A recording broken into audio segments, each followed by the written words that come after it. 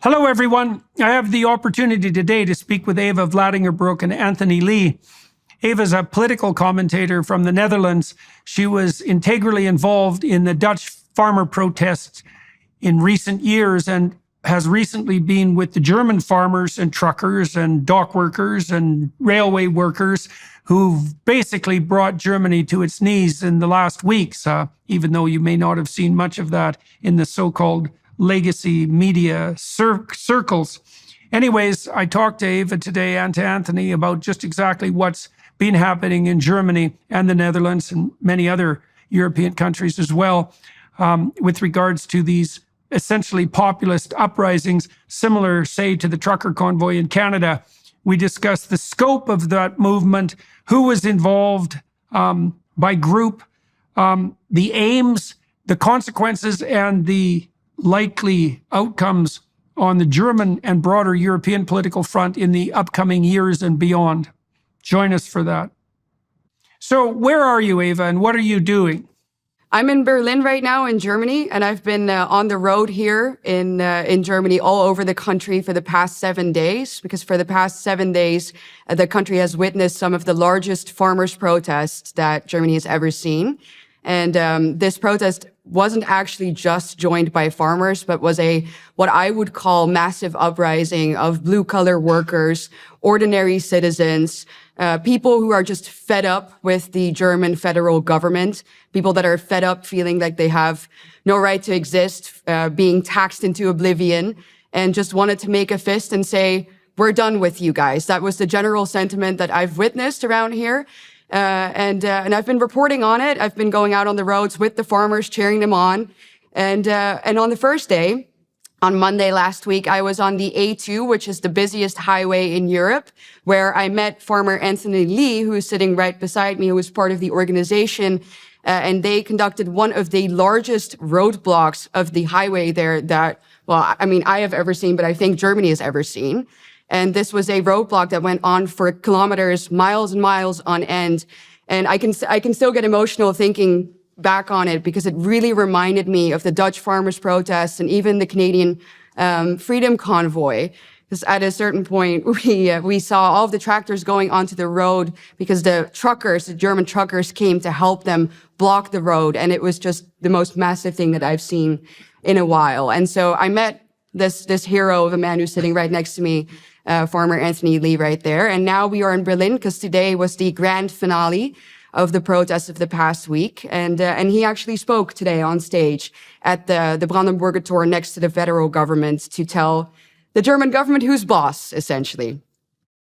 So, Anthony, why is it that you're involved in this? And I'd like you to speak personally first. Like, what is it that has disrupted your life to the point where you're willing to use your valuable time, energy, and machinery to engage in political activity and protest instead of doing what farmers usually do, which is like working 16 hours a day? So how long have you been doing this, and exactly what's going on as far as you're concerned? Let's make it personal to begin with. Well, yes, thank you, first of all, for having us on the show. It's a great pleasure. Well, personally, I'm just afraid of the future for my kids. I have 3 kids. And I think every other farmer on this world, they want the next generation to carry on doing the job, which has been going on through dozens of generations in some of our cases in Germany. I know friends who are in the 15th, 16th generation. And now we have a policy, not only now, actually, I would say the last 10, 15 years, we have a policy in Germany and in all over Europe, actually, which is especially not farmers friendly, to be polite. And we started in 2019 with around about 15,000 tractors who came to Berlin to start this protest. And we've been carrying on the last 4 years. We spoke to politicians on all levels. And since the last 2 years, we have I would say, green dictated government in Germany, which is making life actually not only complicated for us farmers or for, like Eva said, for the ordinary workers, the blue collar workers. This is why we started on the 18th of December last year with a new massive protest, and this is special now because all organizations are united like they've never been, and we are standing together against this kind of policy. And like Eva said, today was one of the, I'd say it was even bigger than 2019. I don't have the numbers, but I came to Berlin this morning and I passed, I would say, probably 15, 20 kilometers long, A convoy. convoys of truck drivers, farmers, and this was only from one direction to Berlin, and we came from all over all directions, and many didn't even make it into the city because it was packed. Okay, so there's a bunch of mysteries there to unpack. And the first thing I'd like to know, and that everybody who's watching and listening needs to know, is what green policies in particular, like why do you characterize the policies as green first? And then what green policies are making your life as a farmer and farmers' lives in general untenable? And why is it having the impact that it's having? Provide me with some details about what it is that you're facing. Well, our European government, the last years, I'd say, they came up with ideas of a Green Deal. They call it a Green Deal, and everything which you pronounce green is supposed to be something good, right? And nobody wants to ruin the environment. Everybody wants to protect the environment, which is good. Don't get me wrong, but I'd say it's kind of an agenda to get rid of us. Like we saw in Holland the last 2 years. Yes. And we have a thing in Europe, in the European Union, which is a part of the Green Deal. They call it farm to fork strategy. And there's 4 things you have to remember or know about this strategy. 10% of the whole European farmland, they want to get out of use. So we're not allowed to use it anymore. I mean, 10% of Europe, which is kind of quite a lot. 50% of plant protection, chemical plant protection, they want to cut down. 50%. I don't know how they made up this number, but it's a hell of a lot. It's like if you go to a doctor and the doctor is only allowed to use 50% of the medication. It's ridiculous because we need medication for our plants, which is actually totally normal. And then they want us to have 25% of the European Union, the farmland, only to used by organic farming, which I don't really have a problem with organic farming, but you use the double of space or land, or you only harvest 50% if you're lucky. And there's a fourth thing. What was the fourth thing? I think I already met him. Well, I mean, what's important to know is that just like with the Dutch farmers' protest, there is a sort of a structure to the attack on farming that isn't just on a national level. There's definitely, as you said, there's a European Green Deal that we're working with, which is pushed forward by unelected bureaucrats. In this case, forgive me, but a Dutchman, Frans Timmermans, who is the mastermind or the evil mastermind, I would say, behind the European Green Deal. And then in every national country, there is a different set of policies that is used to target the specific farming groups, right? So in the Netherlands, when we last talked, Jordan, about the farmers' protests there, I told you that it was about nitrogen, right? The courts ruled in the Netherlands that we are facing a nitrogen crisis. They are using European legislation for that to get rid of our farmers. And here in Germany, what the mainstream will tell you was the main reason why the farmers now were particularly angry, or what sparked these protests, was the elimination of tax breaks on agricultural diesel. And the backstory to that is that the German government doesn't have their finances in check and has a huge hole in their budget, and was also trying to fill that gap. And they said, well, let's go after what they call klimafeindliche, right, subvention. So climate unfriendly subsidies. And so they said we need to cut back on the tax break that the farmers get for agricultural diesel, which those taxes normally only involve like for, diesel for people who go out on the road. That's what that tax is for. And farmers obviously just use it on their own land.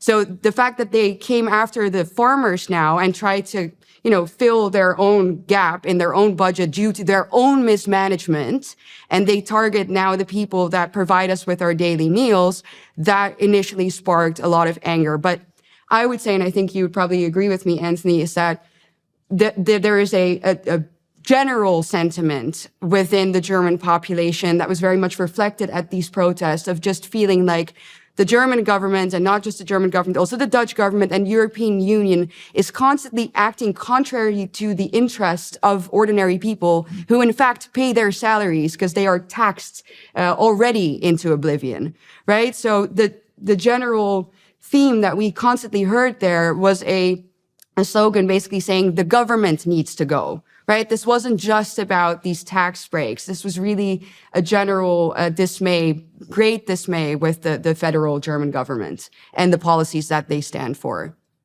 So Eva, let me ask you about that in more detail. Then Anthony, I'll go right back to you. When the truck protest in Canada emerged, there were all sorts of idiot rumors, many of them spread by the federal government, that this was like a MAGA-style January 6th insurrection, that it was funded by MAGA Republicans, which is about the stupidest thing I can possibly imagine, or even by Russians. But underneath that, there was a fear, you might say, as well as manipulation. There was a fear that this sort of popular uprising was anti-democratic in its fundamental essence. And, when you say things like the government has to go, I'm wondering how the two of you reconcile the fact, and you can help me straighten this out, reconcile the fact that Germany is led by a democratically elected government, and yet these massive protests are emerging with the proposition that the government has to go. And the question is, in a democracy, what does it mean that the government has to go, and how do you see what's happening on the protest front in Germany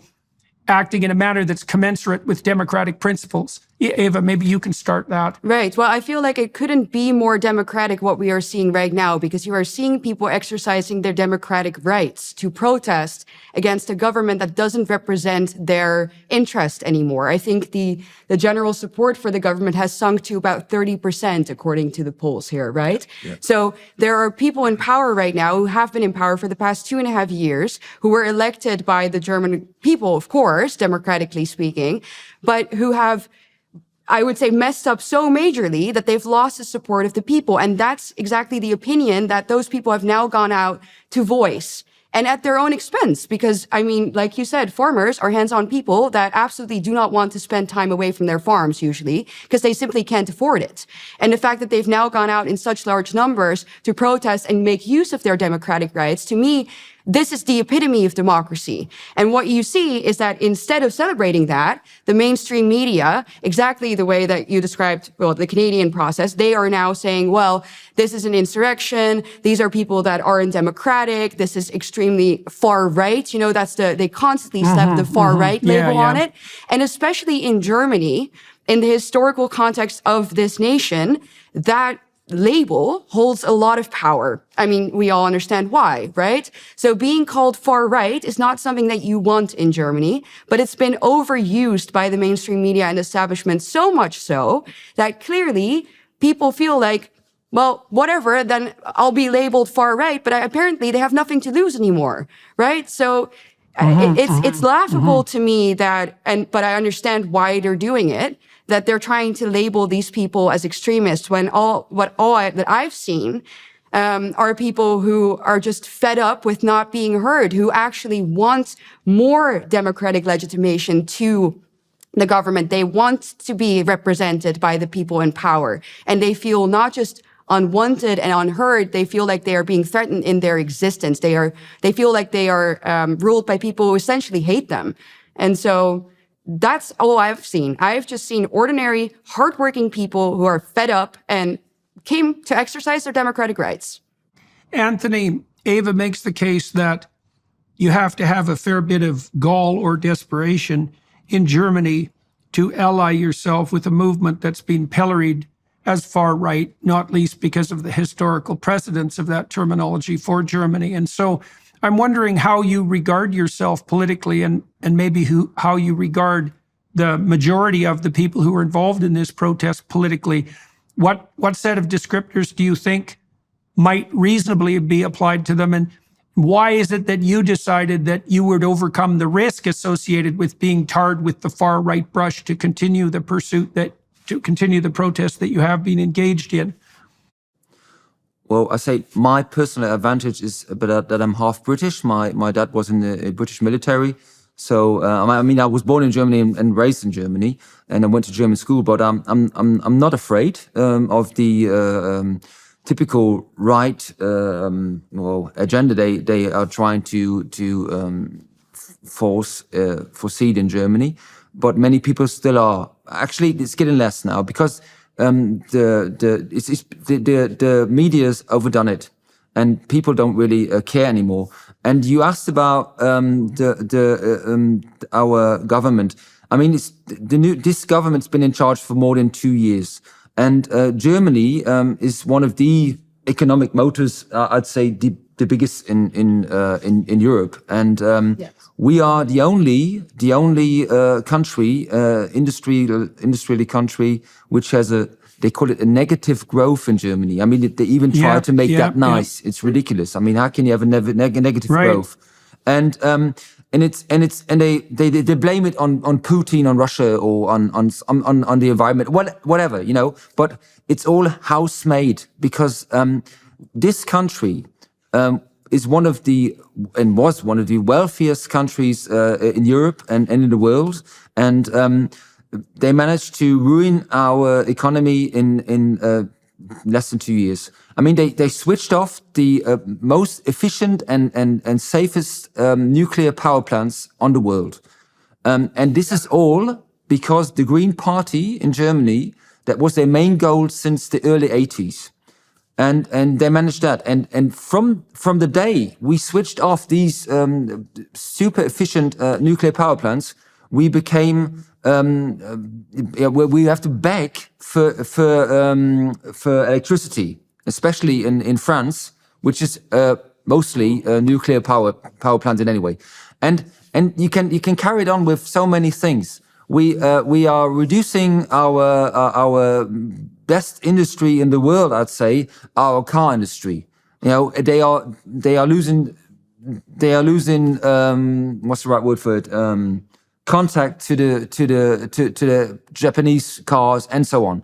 And people see that, and people lose money. Our inflation rate is the highest in Europe, and it's not going down. And you cannot say it's Russia to blame or anybody else. If all the countries around you are having growth, even the UK has growth, even though everybody said in Germany, well, now after Brexit they will get poor, and it's not the case. Mm-hmm. So people see that, and in even like Eva said, in every worker has to pay more and earns less. So that's why that's why it's turned, and there's so many people who are fed up of this government. So I've observed, well, a variety of things. First of all, it's not easy to get coverage of the protests in Germany on legacy media. It's as if really nothing is going on, and it's a strange thing, because watching you guys from the outside. And I think the same is probably true of what's happening in Spain and what's happening in Poland. It's so minimized and invisible that the only place that I've really been able to track it is Twitter. And so that makes it seem in some real sense that it's conspiratorial thinking even to admit to the fact that it's happening at all. So we've outlined, but it is happening, and we've outlined some of the causes, and we've noted that it's happening in many countries: Canada, the Netherlands, Spain, Poland, Germany, and we'll continue to do so. We've outlined the fact that there are factors at work. So it's an overarching, bureaucratically imposed, top-down, hypothetically green agenda that's aiming to make a moral virtue out of the so-called degrowth that's indistinguishable from economic failure and catastrophic guidance. and that's now being touted as a moral virtue, which will do nothing but impoverish poor people and make them unbelievably desperate and reliant on places like China and India that'll take the forefront in the leadership in industrial development, and very rapidly if we don't get our act together. Now, you guys have noticed now some evidence for that, I would say, for what we're laying out as the causes can be seen in the fact that, as you guys pointed out, it's not just the farmers in Germany that are part and parcel of this latest protest. And so, Eva, can you give us some insight into how widespread the participation has been, and what other groups of primarily working class is my understanding, what other primary working class groups have become involved and at what scale? Right. Yeah. Well, so let me paint the picture again of the moment where we met on the A2. So we actually walked alongside the farmers on their tractors on a dark side road next to the highway, where it was almost, like a thief in the night. They were trying to make their way onto the highway, which obviously is not easy to do even in the early hours of the morning. And I thought to myself, how are they going to manage this? How are these tractors going to make their way onto the highway with all of these cars passing by? And then from the corner of my eye, I saw a huge convoy rocking up of these truckers who all had joined the protest and made sure that the road was safe for the farmers to go onto. And that, that really moved me. That was such a special moment to witness. I mean, my video on Twitter, you can hear me scream, in joy and excitement, because it was such a true moment of solidarity from this one group in society to the other. And at the protest itself, we saw, the truckers were there, the farmers were there, all sorts of blue-collar workers, but also citizens in their cars who either were there on purpose because they wanted to support the farmers, or who got stuck in traffic, but who we asked, hey, do you mind being stuck here? And I kid you not, like 9 out of 10 times they were like, absolutely not, I don't mind. I know exactly why these people are protesting and I agree with them. So the support was huge. And even going around at the protest, looking at the signs that people were holding. There's a nice word in German, Mittelstand, I guess you would translate into the middle class, the working class. The class that I would say is being absolutely obliterated by the globalist agenda, under the pretext of this green, morally, virtuously, utopia that they're trying to impose on us, which obviously is a dystopian world if you look at the consequences. But so the Mittelstand, the middle class, the hardworking, ordinary people that indeed have become increasingly poor as a result of conscious choices that were made by an elitist government, a globalist government, that do not have the best interests of the people at heart and actively work against their interest. I would say that was the general image that I got. I felt like we are witnessing an uprising of ordinary, hardworking citizens who are being branded by the mainstream media, unrightfully so, as far-right extremists, when in fact, all they want is just, to be able to exist, provide for their family, and do their job without being crushed by bureaucracy, without being crushed by taxes, without being crushed by derogatory labels. The deplorables, as Hillary Clinton called them. Those were the people that were out on the street. And I would say that they were everything but deplorables. I take my hat off for you. I know where my food comes from. And I'm very sad that the people in power seem to have either forgotten it or, and this is obviously the stance that I have taken, know exactly where food comes from, but want to be able to control it in such a manner that they then also can exercise control over the general population. And I think that that's ultimately the goal behind the climate agenda, and using these, the Green Deal and all of these ideas as a pretext in order to gain control over people's lives. And they're creating crises to do it. Because if you have a population that is dependent. ExpressVPN.com/Jordan. Yeah, well, it seems to me that it's an easy move for any given bureaucrat to proclaim his or her alliance with the planet, with blessed Mother Nature, to virtue signal in the direction of a green agenda, and to thereby ratchet him or herself not only up the moral hierarchy and pat themselves on the back, but also to use that as a means of advancing their career, even in micro steps. And then you can imagine that the aggregate consequence of that across the entire bureaucratic class, able to use this agenda as a get out of jail free card, as an excuse and explanation for every failure. We're only pursuing degrowth because of the green agenda. You can imagine that all of that collective activity going on in the background acts in a quasi-conspiratorial manner to put this agenda forward. And then, just so that we don't assume that I'm only thinking about quasi-conspiracies, I've looked very carefully at the so-called C40 consortium agenda.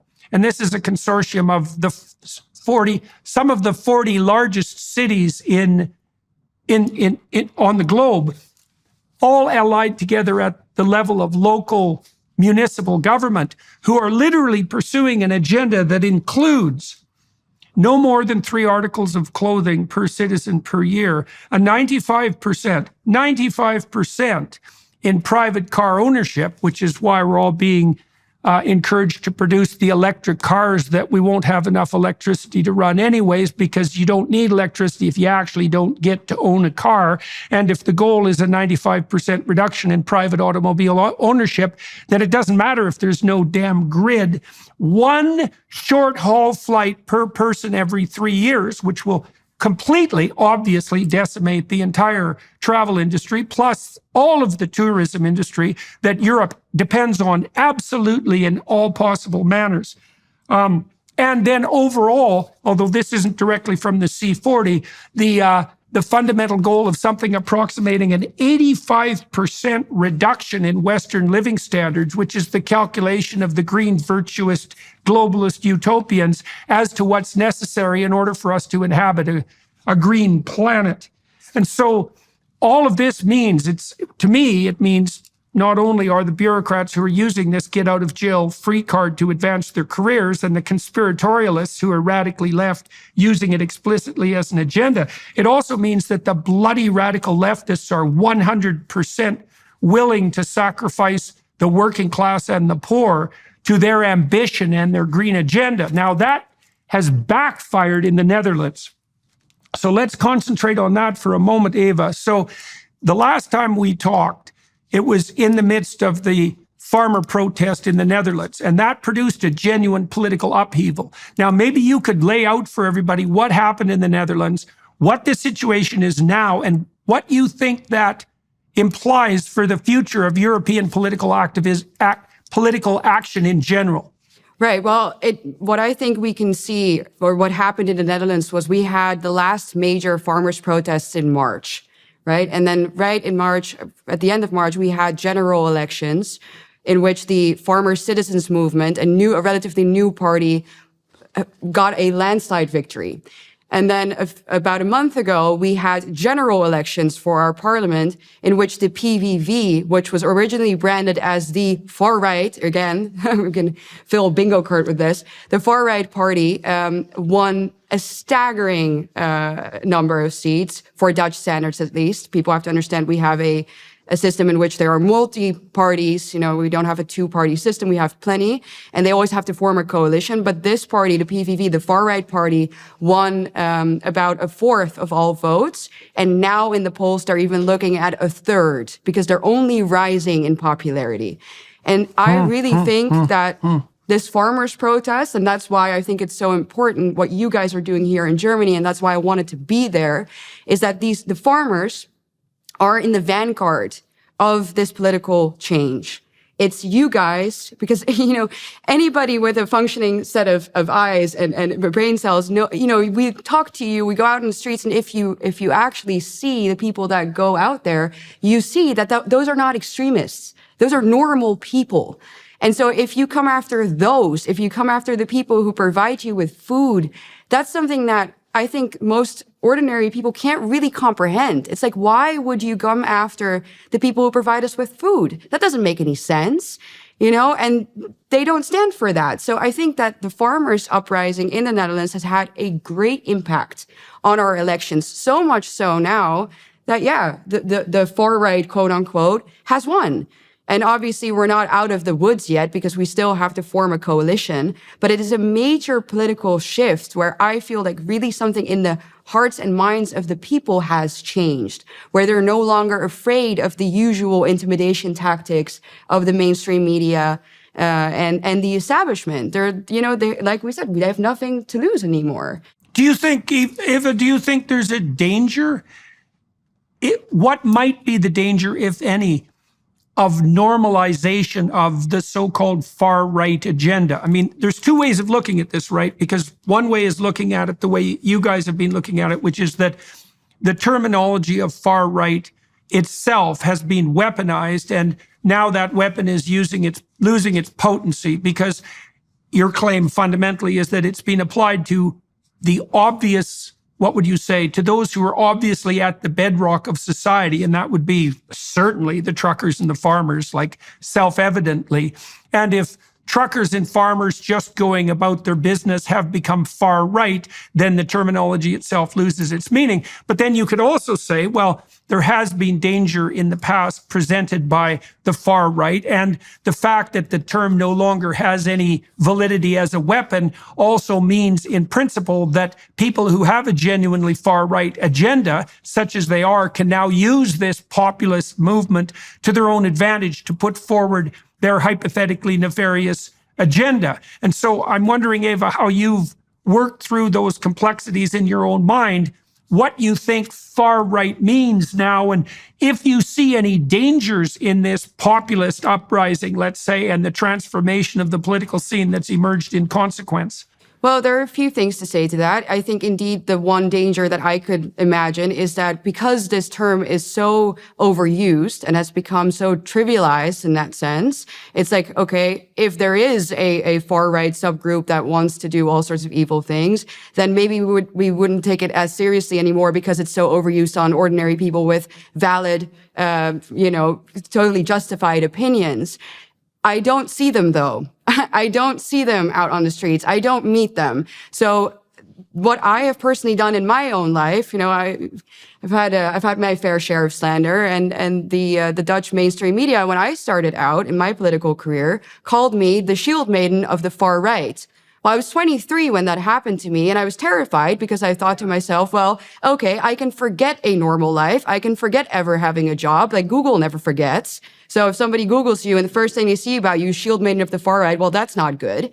But I've now come to the conclusion that, there is no point in being afraid of a label that doesn't actually apply to you. So I just kind of run with it now. It's in my bio on X because I think it's funny and I want to show to other people, don't be intimidated by people who use that label to silence you. Because nowadays, to me, or what I find is that they put far right on just about anybody who is somewhat right-wing to the center, who has conservative views, maybe doesn't, cut their hair short and dye it purple and scream, destroy the patriarchy. People who oppose mass immigration, which clearly doesn't have the best effect on, or didn't have the best effect on Europe. And so if you have those, I would say, completely legitimate, valid opinions, you earn that title nowadays with the mainstream media. So the best thing you can do is stop caring. Because if you stop being afraid of it, then they lose their power over you, and we can demand actual change, which nowadays would be labeled as far right, but 30 years ago would be just a Christian democratic ideal. I've certainly seen in Canada and elsewhere that everything right now definitely includes everything that was even 10 years ago regarded as classically liberal. And everything far right includes everything that 10 years ago would have been regarded even as moderately conservative. And given that the radical left actually occupies only about 7% of the population, and I think that's probably an overestimate, that really means that 93% of the population have been thrown in, by them, by the way, has been thrown into the category either of right or far right. Now, you would think, Anthony, that this would be a particularly significant problem in Germany. And so the fact that ordinary people have chosen to rise up nonetheless, in spite of being labeled with these epithets, indicates in all probability that something of dead seriousness is going on. And so what is it that you guys who are protesting want? What do you think your protest has accomplished, and where do you think this is going in the immediate and longer term future in this rapidly deindustrializing and failing German state? Well, the first thing we want is just politicians who have common sense. It's very simple. And let me just go back one thing about this green agenda we have. In Germany, everybody's trying to get rid of CO2. So CO2 is the worst thing. It will kill us. And we have young people gluing themselves onto the street, especially here in Berlin, to demonstrate that we have to cut down on CO2. Otherwise, they call themselves last generation. Otherwise, we will die. You know, it's so silly that and the media is honestly they're cutting down a bit on it now, but it's still onto it. And this is the main agenda, especially to us farmers. Because we have to cut down on CO2. And that's why this Green Deal, these 4 things I told you about, and especially the main reason what Eva just described, to tax our diesel. I only live about 150 kilometers away from Holland. In Holland, or in Belgium, or in France, they don't tax diesel at all. So it's an unfair thing for us in Europe to compare. We can't compete. Obviously not. And anybody should know that we in Germany, our farmers, use 1 liter diesel so efficient, like nobody else can do it on this planet. Yeah. So obviously, if we don't produce the food, we will have to get it from somewhere else. And we had some a very good passage last year in a Austrian newspaper, and they said the Green Deal from the European Union is a bad deal for the planet, because if we do these things that I told you a few minutes ago, we will have to. We need 8 million hectares somewhere else on the world to feed us, which will mean we have to use big ships to get the food to us, to Germany, which is bad for the environment because we will pollute the air with CO2, which will kill us, and we will take poor people food away. And anybody who says, especially from the Green Party, who says, well, it's a good idea to do the Green Deal, he should reflect himself and think, no, it can't be. It's absolutely contrary to that sense or that meaning we want to do. We have to protect the planet, to get rid of CO2. You're doing the opposite by far. And people more and more realize this nonsense we're doing, and they're fed up of it because it's costing us money. It's costing us our economy, like I told you. And I mean, it's the same. We cut down. We got a lot of gas from Russia until the Ukraine war, and it was quite cheap for us, which was good for our economy. So we cut down. We said, well, we don't want it anymore. By the way, let me explain this so anybody from outside Germany realizes this. Spain, for example, which is a member of the European Union, imports double the size of gas from Russia than before the Ukraine war. So, which is silly because, I mean, we all have the same rights in the European Union, but we and our government says, no, we don't want it because we don't want to give Putin money. And so, even though I live in a state which is called Lower Saxony, it's in the middle of Germany, we have gas. We could frack. Is it fracking? We could fracking. Yeah, we could frack gas for 30 years for the German economy. We don't want to do it because it's bad for the environment. We rather buy it from the US or from the Middle East and pay 5 times as much. And we are dependent on governments from the Middle East or from America, from the United States. And then we have to import it. It's so silly, which is obviously bad for the environment. But they say it's green. You know, I mean, We're doing the exact same you're doing thing. the exact thing, and it's just so. Well, so are we in Canada. So Quebec, the province of Quebec in Canada, has enough natural gas in Quebec to supply all of Quebec for 200 years, or the EU for 50. And they refuse to frack any of it because fracking is so dangerous. And by the way, I grew up in northern Alberta, and they had fracked there for like 6 decades with no problem whatsoever. And so I know all of that is absolute bloody nonsense. But the advantages of this green virtue signaling at the local bureaucratic level are so astounding that all of this idiocy can pass by as green legislation, even though it flies in the face of both common sense and fact. So I know for a fact, for example, that not only is electricity in Germany something approximating 5 times as expensive as it should be, which, given the dependence of industry and everything else, all of commerce on cheap energy is a bloody catastrophe. I know as well that you guys are producing more carbon dioxide and more waste per unit of energy than you were 10 years ago because you shut down the bloody nuclear plants and have substituted instead lignite burning coal plants, which is like utterly insane. So just so that everybody watching and listening is clear here, not only are these green policies devastating to the working class and to the poor and to the economic stability of Europe as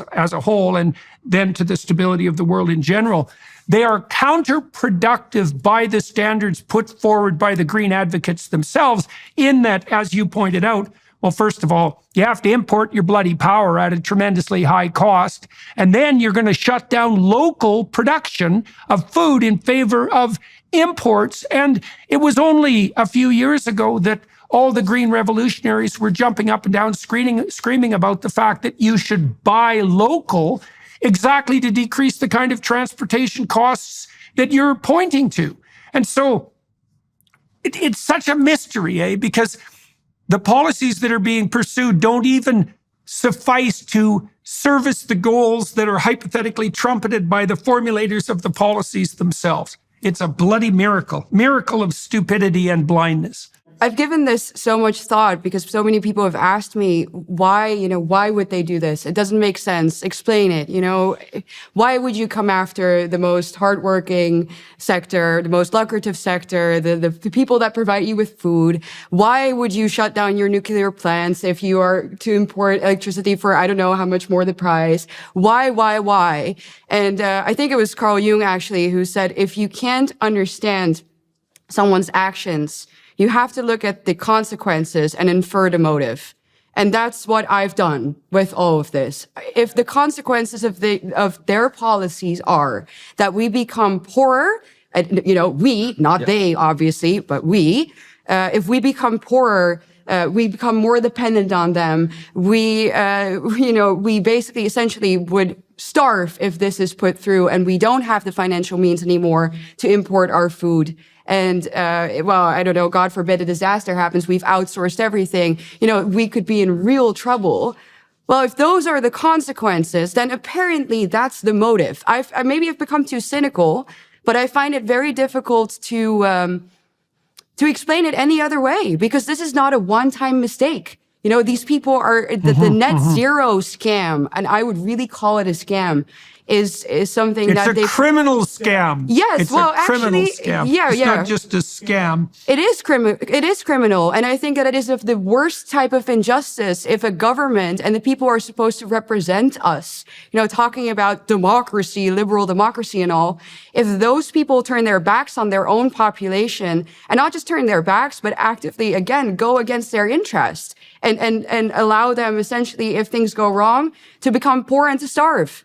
And I can't see, I see true evil behind these acts. I don't just see incompetence anymore. It's worse than that, Ava. It's worse than that even, because I was speaking with someone the other day, one of my podcast guests, who said that their sampling has indicated that young people now think about climate apocalypse 3 or 4 times a day. Right? They're literally obsessed by it. And we know perfectly well that demoralizing insistence that all human striving is planet-destroying, patriarchal ambition and has to be brought to a halt, not only does it risk economic catastrophe, really right down to the fundamental level in the way that we've been describing, but it's also demoralized an entire generation of people and made them afraid, terrified, like Chicken Little, that the sky is falling, even when the IPCC itself, who are hypothetically the people that are on top of the appropriate data, have indicated nowhere in their documentation that we're facing anything approximating a true emergency.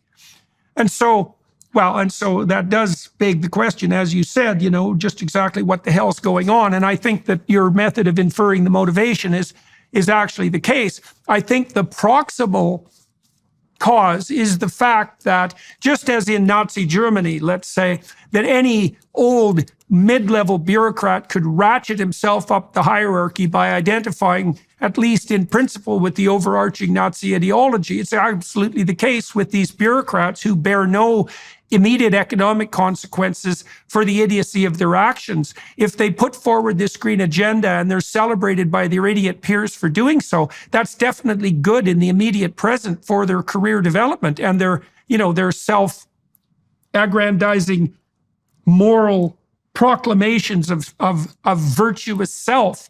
And in the aggregate, we get exactly this sort of thing. Anthony, what consequences do you think that these protests are going to have had? Let's start with that. What consequences have they had? And what do you think is going to unfold? Because this is a relatively new government in Germany, and it isn't obvious to me that it's going to fall apart in consequence as the government in the Netherlands did. Certainly the Canadian government sailed right through the trucker protest as if it never even happened, and the probability that Justin Trudeau is going to rule with his velvet fist for the next year appears to be extremely high.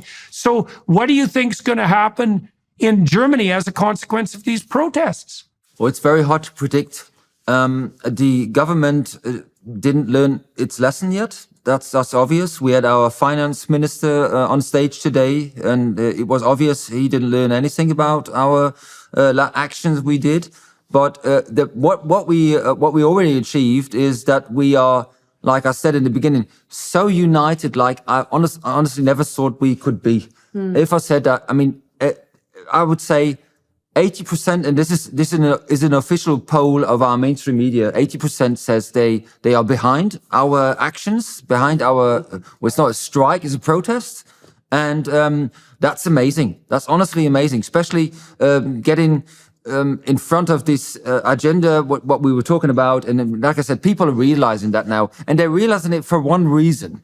They believed everything, or most of them believed all this agenda, we have to save CO2 to save our lives and all that nonsense. But now it's costing them money. Everybody's paying for this. And we are paying a big price. And we didn't talk about with the war in Ukraine, obviously, Ukraine produces a hell of a lot of wheat and crop for the poorest in the world. And if you look into where the wheat, if it gets out of the Black Sea region, goes to, it mainly goes to European countries, Turkey and China. It doesn't really go to Africa where it should go, and it comes to us. Poland, Hungary, they said we don't want it. They shut their borders, so it's coming straight through to Germany. And the Danish government only recently checked if it's contaminated with chemicals which are not allowed in the European Union, and they said yes, it is. It's official, but nobody cares. So we are not getting the price we should get for our crop, our grains, and we are getting overflown by grain from the Ukraine, which is bad, which is really bad. I mean, obviously it's bad. First of all, poor countries aren't getting it. We can't get rid of ours, and the government's even paying some parts of the transport to Germany.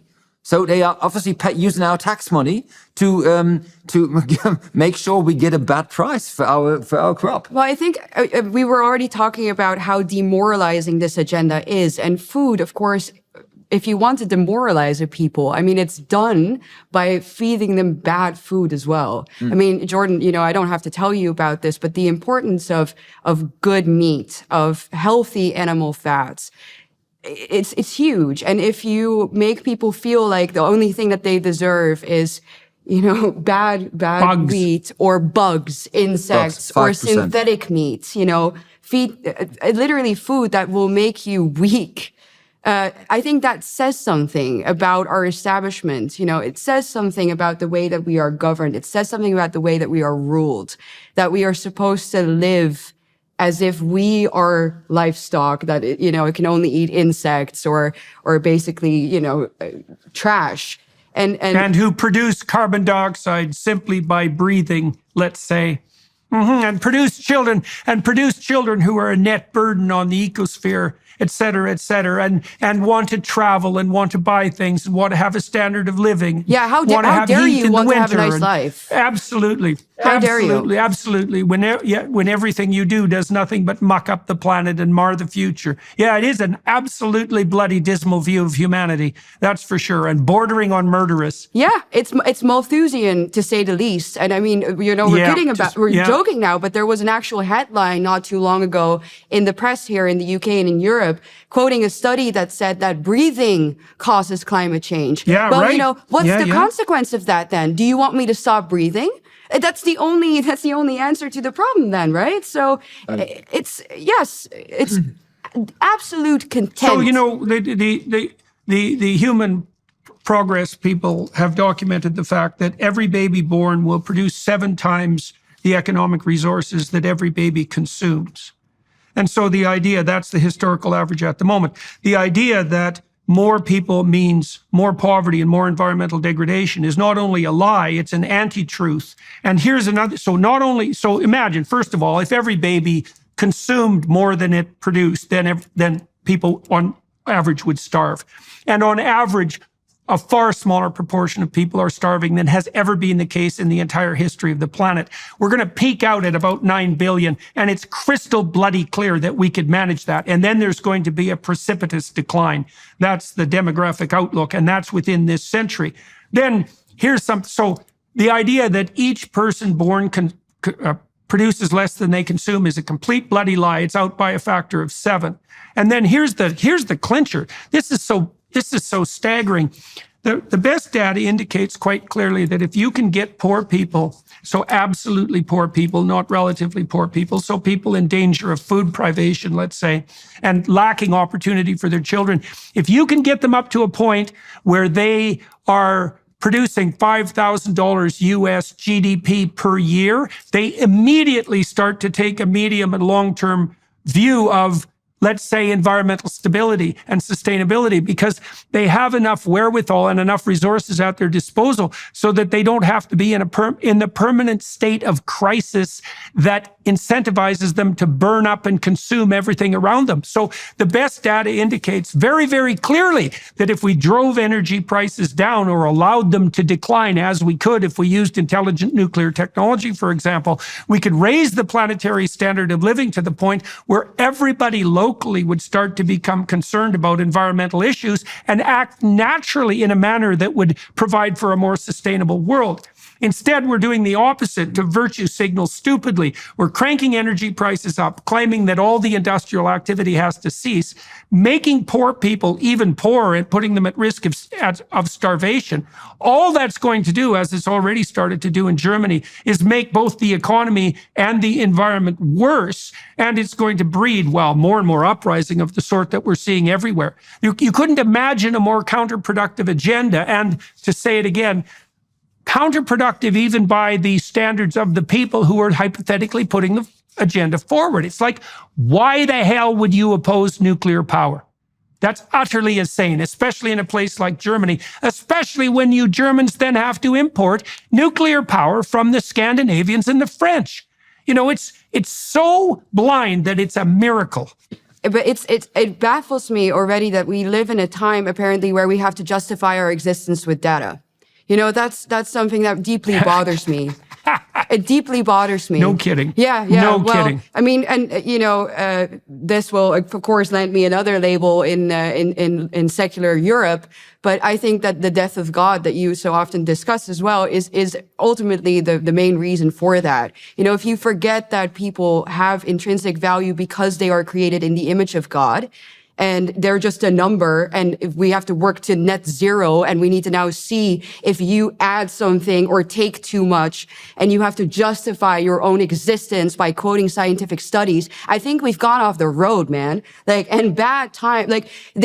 Are we China now? Is that what we are? These people have their mouths full constantly. They're always talking about human rights here and there. But now we have come to a point where we have to justify our entire existence to our Malthusian overlords. And I'm not okay with it. Yeah. I'm not okay with it. Yeah, I'm not okay. I'm not okay with it either. And the whole Malthusian proposition. So let's just walk through that a second. So that's a biological metaphor. So let's just walk through that a minute, just to show exactly how wrong it is. Okay, so now there's lots of situations in which the use of biological metaphors can shed light on human nature and even the nature of human, what would you say, striving and thriving. So psychologists use mouse models all the time, and that's partly because the neurochemistry of a mouse brain, for example, is very similar to the neurochemistry of a human brain. There's all sorts of analogs in behavior and function that are relevant. But the Malthusian doctrine is based on a very low-level analogy. So the analogy is essentially this. If you put a microorganism in a Petri dish, so it has enough agar, enough food substrate so that it can thrive, it will multiply to the point where, and rapidly, geometrically or exponentially, to the point where it consumes all of its resources, and then it will catastrophically collapse. Okay, and you can see that same thing occurring in some natural populations. If you provide a natural population with no predation and a plethora of resources in a constrained environment, then the population will grow until it consumes all the resources and collapse. Okay, so why aren't people microorganisms in a Petri dish? Well, there are some constraints on what we can produce and consume. Like there's different, what would you say, scarcity of different fundamental elements, for example, such that some things will always be more expensive than others, or almost always. There's some natural scarcity. But here's the fundamental difference between human beings and other creatures. So we can innovate, and we can produce variants of ourselves that can die instead of us. So on the innovation front, and these things are tied together, because we can think, because we can transform cognitively, we don't have to die or vary genetically. We can transform cognitively. That's our niche. And the fact that we can transform cognitively means that we can make constant scarcity into variable plenitude. And we've done that constantly. Things we regard as natural resources, hydrocarbons, for example, oil, gas, those things were of zero value in 1820. Zero. They weren't natural resources at all. It wasn't until we figured out how to use them, how to substitute them for whale oil, for example, that they became this unbelievable source of wealth that was immediately available everywhere. It was a cognitive transformation and revolution. And there's no end to the degree to which we can use that cognitive revolution to increase plenitude. And that's exactly why, for example, that every baby born today will produce 7 times as much as they consume. Now, you might say at some scale, there's going to be some limit to plenitude, but it isn't obvious at all that what that's going to be. And it certainly isn't obvious that we've reached that limit. And that's especially true when you consider the possibility of computation, because we're in this situation now where our computing resources, which take up, comparatively little resources and energy, are multiplying at a rate that's absolutely beyond comprehension. And we have no idea how much we're going to know in 10 years. So the Malthusian notion, there isn't anything about the Malthusian notion that's correct, except for yeast and bacteria. And, if you're going to treat people like yeast and bacteria, then we're going to be in the same damn situation that we're in now, right? Where we have to justify our existence by data because the world is full of scarcity, and maybe only the elites who have our best interests in mind are going to be allowed to thrive. Yeah. I think I can think of a far-right ideology that talked about people as being dirty, and bacteria. And now we are dealing with a left-wing ideology that is doing the exact same thing and making us justify our existence. And yet they call the people who oppose to it far-right. So we're full circle. Yeah. Well, I saw recently that Trudeau's minions are now, what would you say, working behind the scenes to ensure that the public health officials at the World Health Organization, who are so concerned with the control of the next pandemic, just like they were with the last one, are also now moving to ensure that climate catastrophe will be included within the domain of public health concern, that the global overlords are going to be able to manage. And your comment about far right totalitarian governments treating people as if they're infectious agents, right? Cancers on the planet, let's say. We know perfectly well, again, from the data, that drives a totalitarian agenda. As soon as you use language of contamination, pollution, and disgust to characterize someone, let's say human beings, you immediately elicit the unconscious and conscious activations of the disgust systems that protect us from contamination. And those are very dangerous once they're activated. They aim at destruction, right? At the destruction of the pathogen. Yes. And those people, those are the ones that the farmers, the truckers, the people that we've seen out on the streets today have protested against. That's why they were out on the street. And when I said that earlier in this conversation, we have been speaking to people who feel like they are ruled by people who hate them. And that's, maybe they can't voice exactly why. They can come up with examples. Obviously, they are feeling it in their own finances, but they can tell.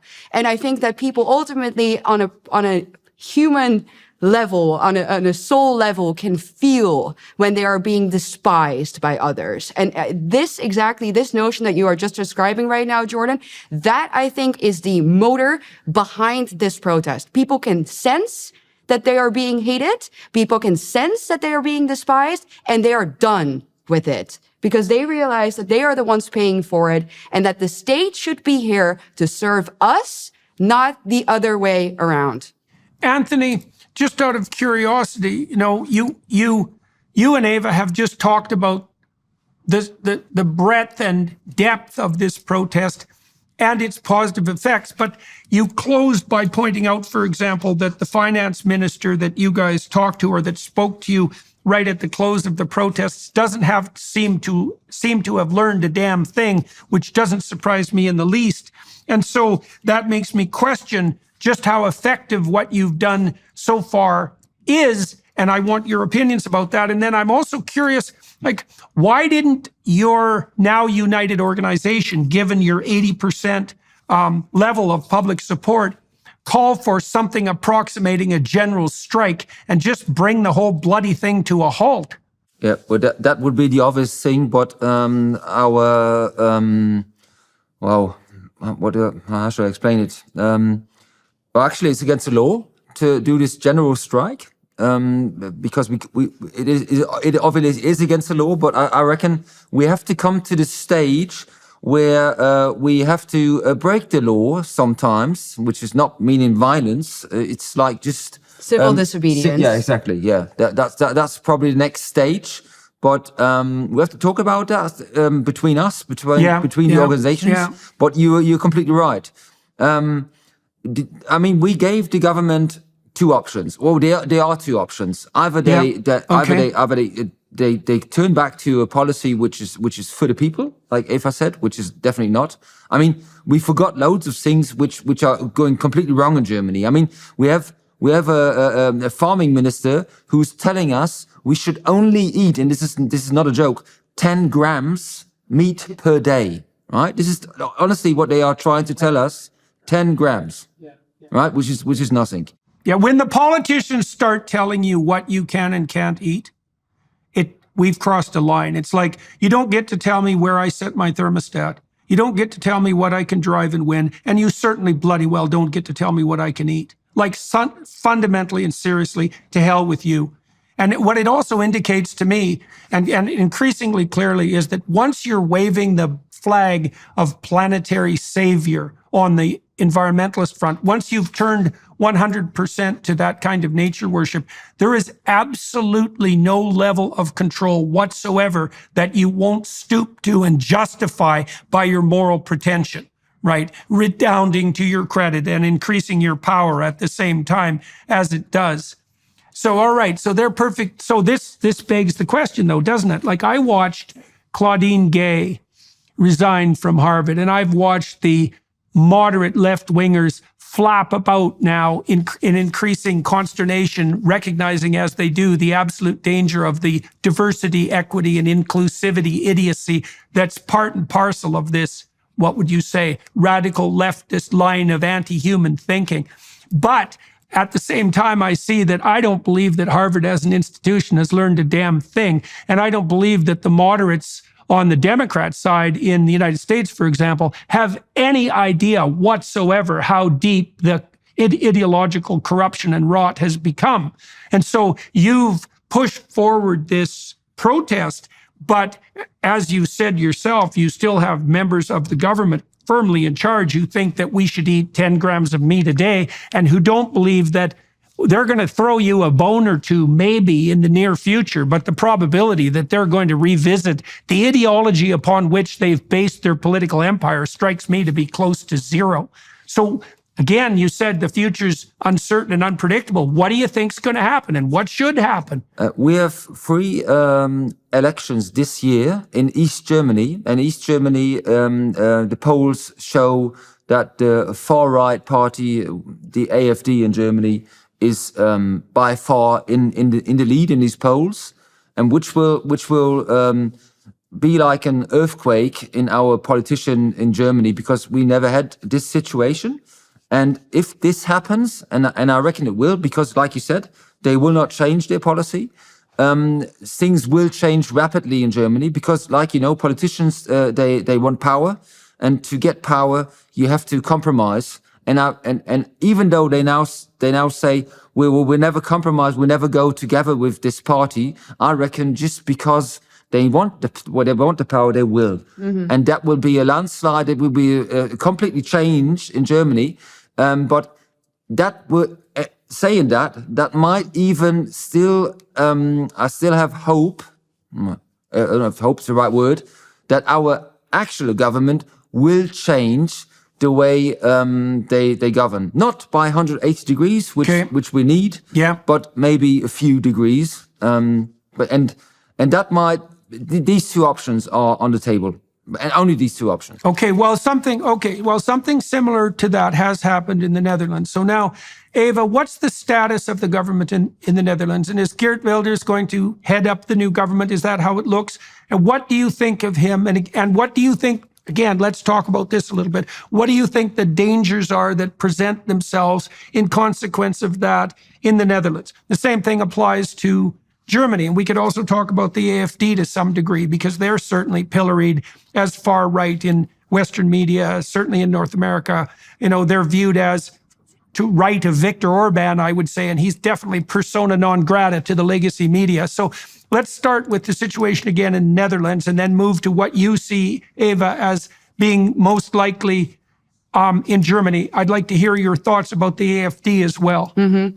Okay, so we are still in the process of forming a coalition right now. As I said, we have a very scattered political landscape. And so all of the parties that one will need to form or have negotiations and form ultimately a coalition to have a majority in parliament. So without that, it's going to be difficult to pass any legislation, obviously. So this process is very important. What is now happening is that let's just say the legacy parties, the establishment parties that have ruled the Netherlands, and I would say destroyed it actively for the past 30 years, are doing everything in their power to stall that process, because Geert Wilders is becoming increasingly popular. As I said, he got 1 out of 4 votes in the elections just a month ago, and now he's polling at 1 in 3 votes. So the last thing that they want right now is the coalition formation process to fail and for new general elections to be called, because then he's going to become even bigger. So what I think the political strategy at home is they're going to stall that process for as long as possible. The parties, the moderate right-wing party, the centrist parties, they're going to pretend to be willing to work with him, and then they're going to drag it out so long, and they're going to say at a certain point, well, you know, this man's just impossible. And they're already saying that he has said things that go against the Constitution and that are a threat to the rule of law, etc. So they're building their case. And I think that that is something that we see everywhere, is that this, you know, this is a war of attrition, essentially. So we have to be prepared for all of these games. However, I think something similar might happen in Germany, but what I do think is that the genie is out of the bottle with the people. And that, to me, is ultimately the only thing that matters. I don't put any of my solace in the political party system anyway. What I do care about is the willingness of people to stand up for what they believe is right and to not be intimidated by people who lie about them and about what they stand for, right? So what I think is going to happen in Germany with AfD, the people that I've met from AfD, what I've seen about AfD is they are conservative people who essentially are saying, well, the idea, Merkel's idea to let 1.2 million migrants in 1 year in 2015 might have not been the greatest idea. You know, to me, that's a very legitimate standpoint, extraordinarily legitimate, especially because there is no alternative, no pun intended, in Germany, really, aside from the parties that have destroyed the country very actively. So I think that they are going to win by a much larger margin than the polls suggest right now, just like what happened for us, because the PVV was also not, you know, they weren't polled at the extent that they now have won the elections with. And I think that that will change something in the mindset of the Germans, because like I said, if even in Germany, that label doesn't hold enough power anymore to deter people from voting for change, then you really know that the government is messed up, right? You really know the establishment has messed up and that the people are fed up. So I think that Germans who want change have no choice, really, but to vote for the right-wing parties. And I would say essentially not for any party that has governed the nation in the last 10 years. Okay, so do you see, and I'd like both your opinions on this. It's so difficult to get a handle on any of this, say, because, you know, I've been watching the political landscape for a very long time, and certainly the idea of Geert Wilders has raised my hackles in the past, and I would say that's because I'm at least because I'm relatively ignorant about politics in the Netherlands, and still susceptible to the consensus view developed by the low-resolution pictures presented by the legacy media. And so I don't know what to make of that. And exactly the same thing applies to the AfD. And so I'd like to know from both of you what dangers, if any, you think this tilt towards this more, we've already taken apart the notion of the right. God only knows even what that is anymore, given the overuse of the term. But do either of you have any qualms about these political transformations? Do you think that they could, just because you're fighting something that in and of itself is reprehensible and destructive, doesn't mean that the weapons that you use to fight it can't also pose precisely the same danger? So, Eva, maybe you could start by commenting on that, especially with regards to the AfD, and then Anthony, you could chime in with regard to Germany. Well, I mean, these are both the upsides and the downsides of democracy in general that we're discussing, I think. So, of course, the instrument or the alternative can also turn bad. But then that's inherent to democracy, and the fact that we have to form coalitions in our democratic systems, at least, that's somewhat of a safeguard in the sense that they are going to have to work together with other parties anyway. So let's say, God forbid, that these parties turn out to have crazy ideas that we absolutely didn't want and didn't vote for. We have to either trust in the fact that the system will correct it, or I think you can throw away the entire concept of democracy almost altogether, right? So I think that a lot of people here are trying to use the the possibility of maybe AfD going too far in certain aspects, or, not having, I hear another argument often that they say, oh, well, they don't have good people. They don't have enough people with enough qualities to govern the country. I'm like, well, I don't know if the people who are in power right now do. Like, clearly, you guys have a bit of an issue on your hands. So you might as well try. And I think that is essentially what this country needs. Something needs to happen. And like I said, I'm not one to put all of my solace and trust and hope in the political system anyway, but it is very clear to me that Germany and Europe in general is on a path of national suicide. So might as well try something else for once. And because I find myself in the position so often that I've been called far right for what I think are perfectly valid opinions, that I care a little bit less at this point. I'm like, no, I think something just needs to change here, and I try to trust in the democratic system and that it will correct itself. That terrifying specter Maloney in Italy, who everyone and sundry was warned about in no uncertain terms forever, tantamount to Mussolini and her fascist proclivities, has turned out to be a hell of a lot more moderate even than the people who voted for her might have hoped. So these specters of fascism that keep looming turn out to have a lot less teeth than feared when they end up, when they end up acquiring a certain degree of political power. Now, Orban has been the most successful conservative figure in some ways on the European scene, and he's still demonized roundly and continually in the Western media. But it's also been my apprehension with regard to Hungary that things are nowhere near as dismal there as they might have been, given all the fear that was engendered around Orban's policies. And so what do you think about that? And then, Anthony, we'll turn to your feelings about the AfD in Germany. Yeah, I think you're very right. I mean, when I go to Hungary, for example, personally, and when I speak to other people who go there, a lot of people feel like they can finally take a breather. It's like, oh, that's nice. This is what Europe used to be like 50 years ago, 30 years ago in some countries, even less. And I am upset as a 27-year-old that I have never experienced Europe as safe, as functioning, as sane, normal, dare I say, as I find a city like Budapest to be. My parents had that experience. My grandfather sure as heck had that experience, but I never had it, and I never voted for it. I have always, growing up, had to be afraid going out after dark. It's just that's our reality right now, and that's our reality not because it happened like a natural disaster, but because people in power made the wrong decisions actively.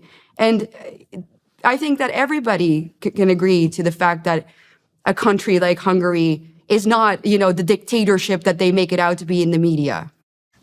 What I saw the time, especially the last time I was in Budapest, I was there for a symposium on promotion of the family, which seemed to be, a relatively positive and certainly a non-Malthusian concern. I mean, if you're in the airports in Budapest, for example, what you see are a plethora of posters celebrating the family as the core bedrock social institution of the polity.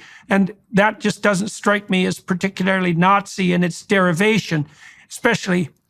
And so and I know the president of Hungary to some degree, and she's a woman who is quite admirable in my estimation, who spent most of her career trying to figure out how to protect the family and how to economically incentivize the role that women play in reproduction, in keeping with opening up the opportunities for them on the economic front in general, and has produced policies that have decreased abortion substantially without force, decreased divorce, increased the marriage rate, and also increased the rate at which women are participating in the broader general economy.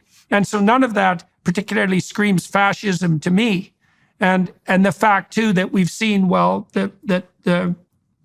the consequences of the election of Maloney, and also what of the so-called far-right parties in Sweden, seems to me to indicate that there's a lot more fear there than is justified by the by the consequences, especially in contrast to this absolutely insane, utopian, self-serving, moralizing green agenda that provides an absolute excuse for everything you can possibly conceptualize.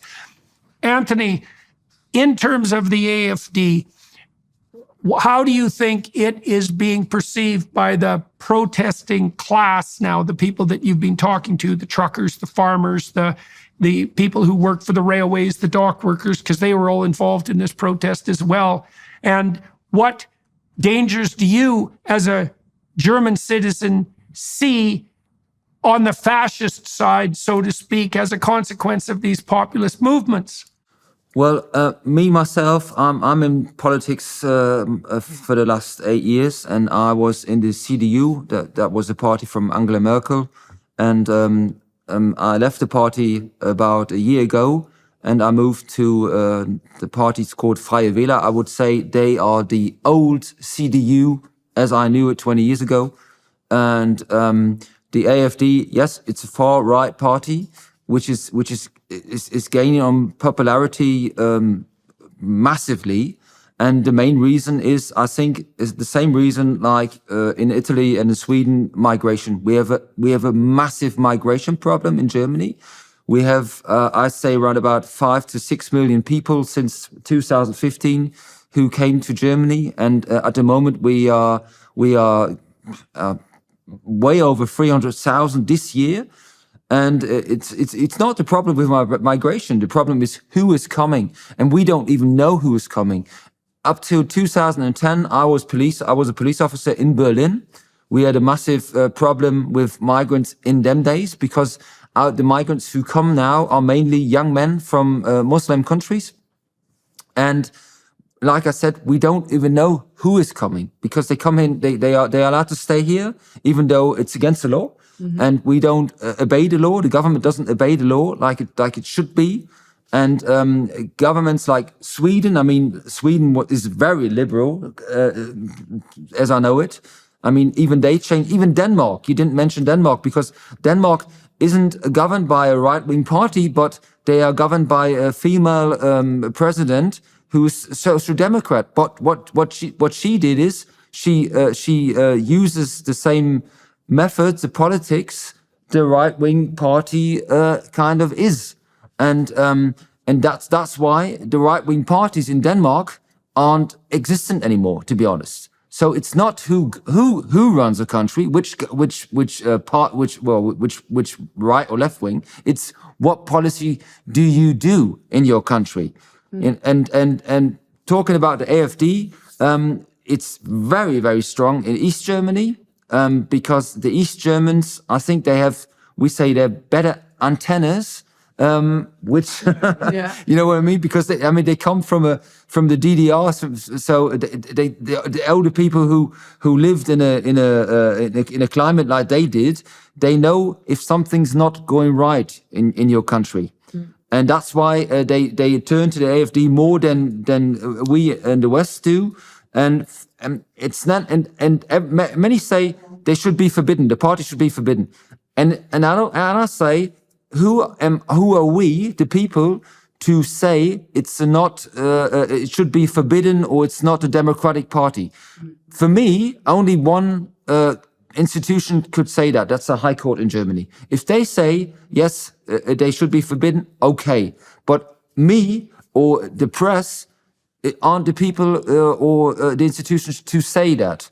So, like I said a few minutes ago, it will be very interesting to see how the AFD and the CDU, if they compare with each other, or if they go together after the free elections we have in East Germany, that will be very, very interesting.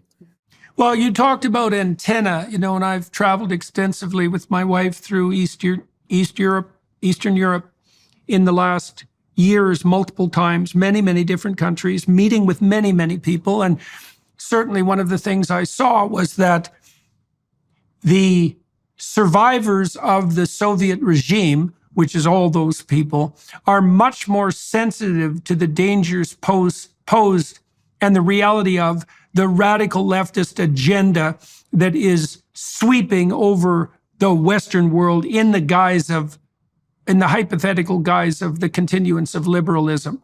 and that's antennae, and much more likely, as they did in Hungary in consequence, and to Poland in some degree, although not recently, but in Hungary, to favor modes of apprehension and governance that keep the communist specter, that specter of centralized planning, for example, at as much bay as possible.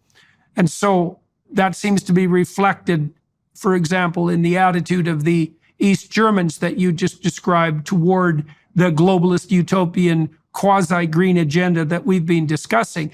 My sense has been quite strong in recent years that the bastion of European civilization, that would be Judeo-Christian civilization in Europe, is now shifted to Eastern Europe rather than Western Europe. And, with the UK playing a rather ambivalent role in that regard, because it's a country that's very split, with the Brexit people more aligned with the Eastern Europeans, and the Labour Party, which is most likely to be the next government, much more aligned with the globalist utopians in Brussels. So, Eva, what's on your slate now?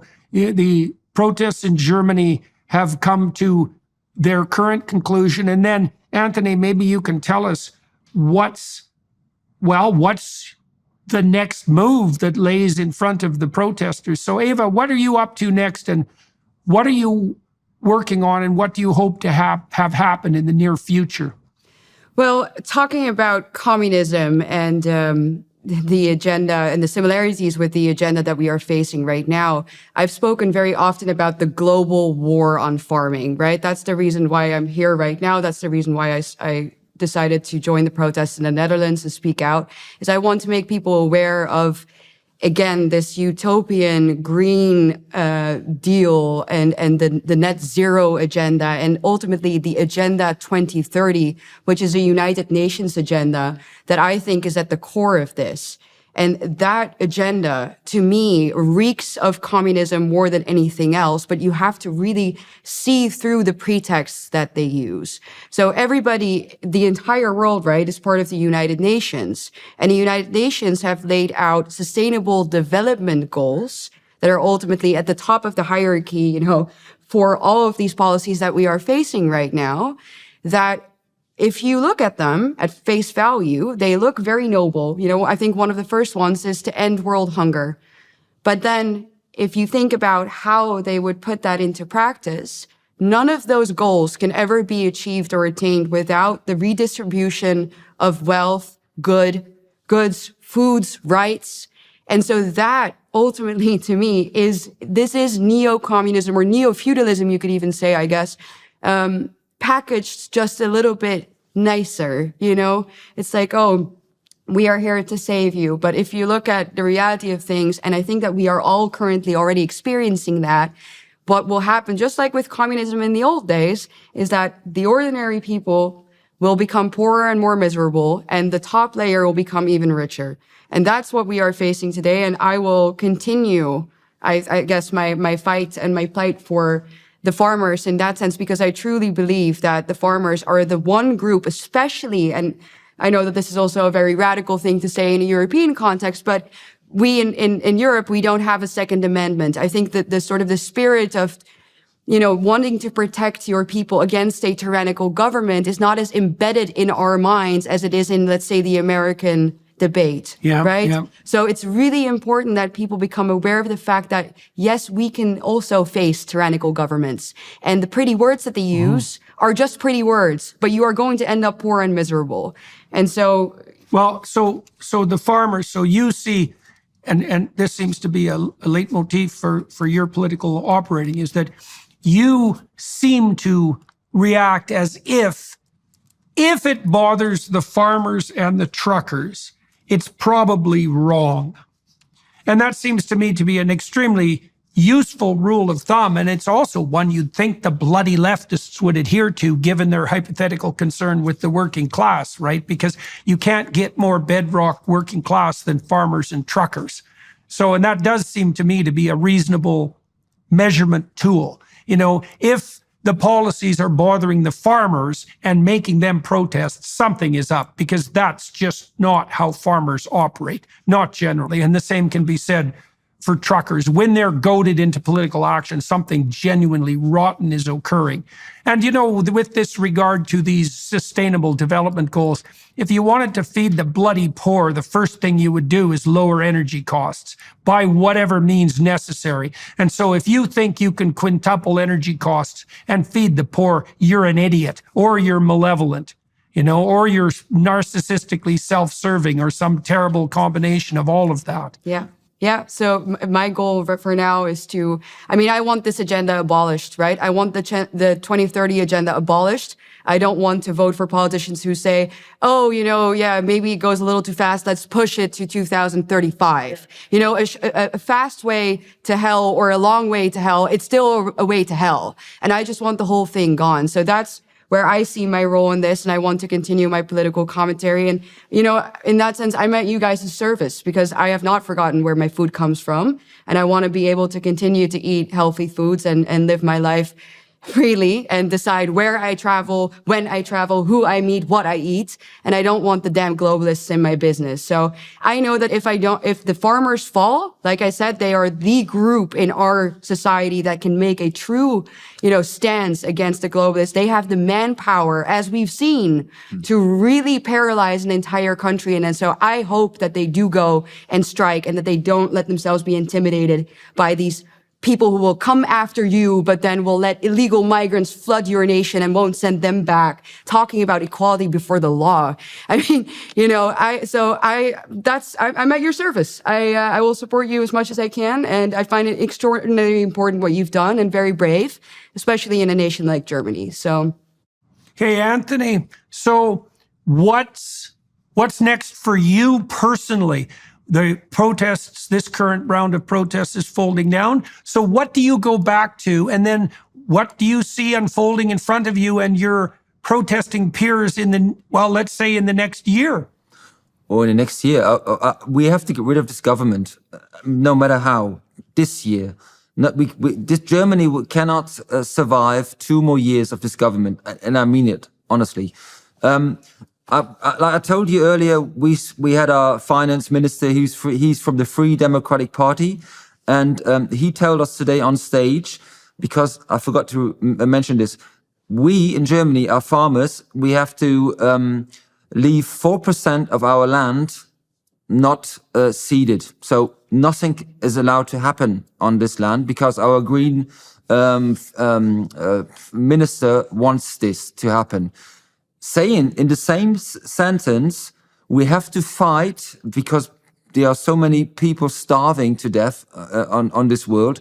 We have to fight for every handful of grain. This is ridiculous. It's insane, actually. And he's right in one point.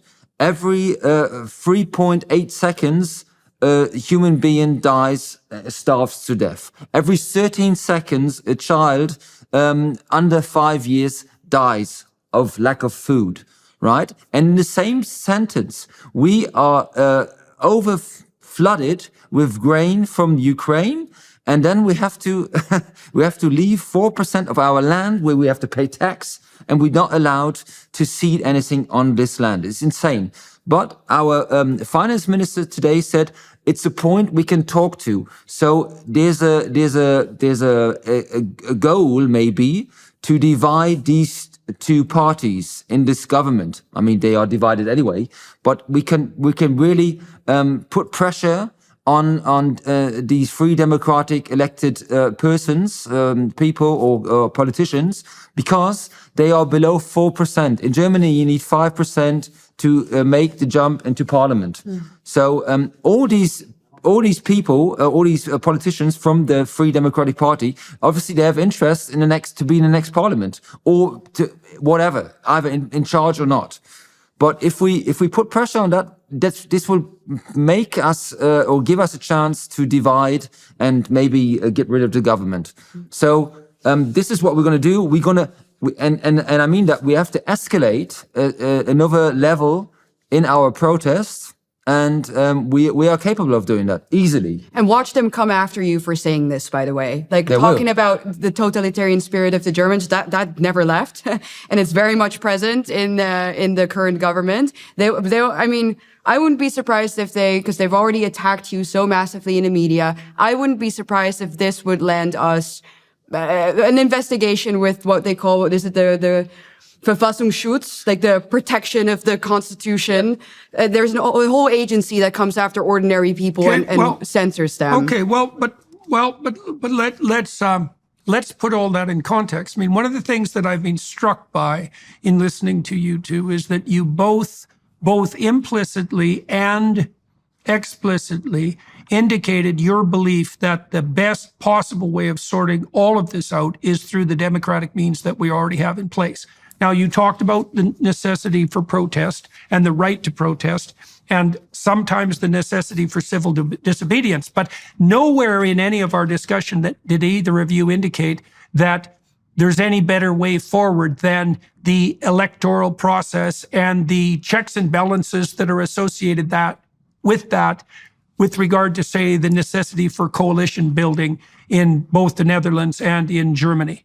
And so if they do come after you, it isn't because you've been calling for violent revolution, and it isn't because you're basically turn the government on its head and establish some sort of dictatorship radicals.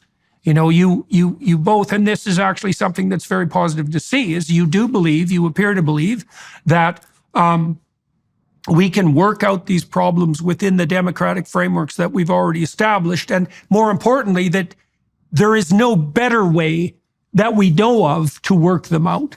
And that seems to me to be correct. You know, I mean, it's incumbent on us, if we're facing political or ideological strategies that we don't agree with, to find our way forward in a manner that doesn't throw the baby out with the bathwater.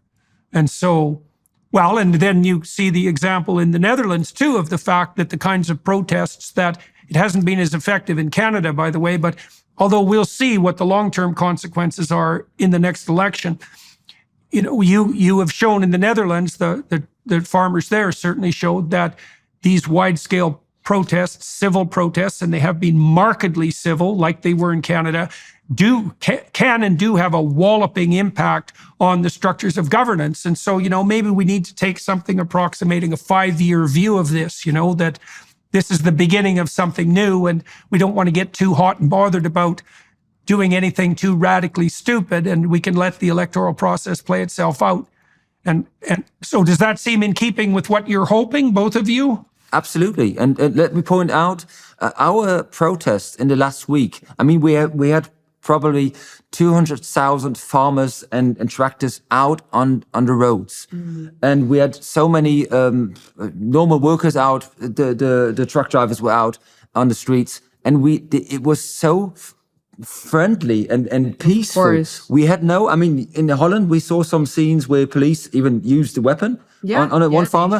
There was nothing like that. Yeah, I mean, honestly, not even, nobody got arrested. Nobody got even a ticket for a fine for anything. I mean, imagine that. So many people out on the street. And in context to that, yesterday, we had a demonstration in Berlin, a left-wing demonstration, with 21 injured police officers. Right, this is one demonstration in Berlin, and 1 week of demonstrations all over Germany with hundreds of thousands of people out. Not even a ticket, not even a fine, nothing. So nobody can tell us we are not peaceful. Right. And like I said, I was a police officer. I know what some demonstrations can turn out to be, and still be in legal rights.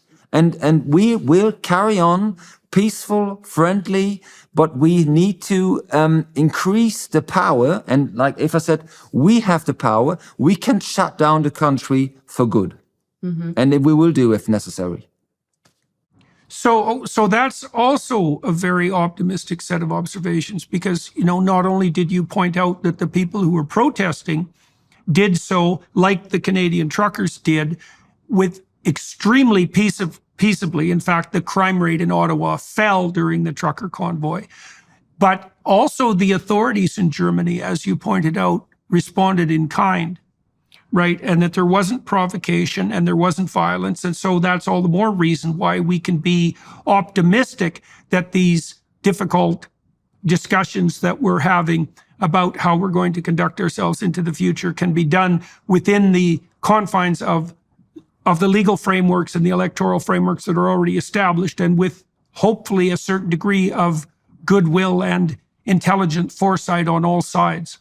So, well, good. All right. Well, look, you two, thank you very much for agreeing to talk to me today. Well, we'll keep in touch, all three of us, with any degree of luck, because I definitely want to watch as this unfolds. I certainly share your sense, Ava, that if it's upsetting the farmers and the truckers, then something serious has gone astray, and that everyone should be attending to. That's particularly true for farmers in places like the Netherlands and Germany, who are, as Anthony pointed out, well, generally extraordinarily competent people in a very, very difficult enterprise, with their ears to the ground and their eyes open, and also very unlikely to act politically unless necessity has driven to them to that extreme.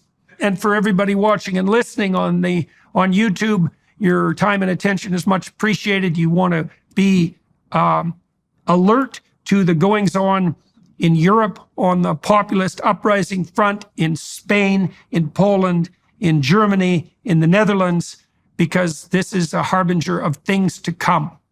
All right, till we talk again. Bye-bye. Bye-bye. Thank you.